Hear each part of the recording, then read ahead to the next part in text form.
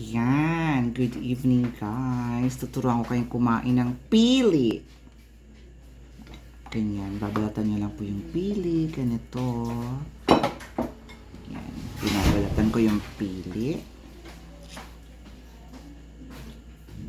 Then, ito yung kakainin natin, the white one. It's so tasty. Parang lasa siyang buko na hindi mo maintindihan. Na sobrang masarap. Yan, nabalatan na natin. Then, isasawsaw natin siya sa kuyog, padas. Ay, walang langkwas tong kuyog mo, no? Masarap yung langkwas. Yan, ang pagkain ng pili, guys. Sawsaw mo lang sa kuyog. Yan. Yan ang aking hapunan. Pagkatapos kumain sa restaurant, kakain ulit dito. Kasi hindi na busog sa restaurant sa mahal ng mga pagkain.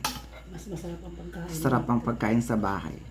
Kunwari lang kumain kami sa restaurant para sabihin social kami. Diba?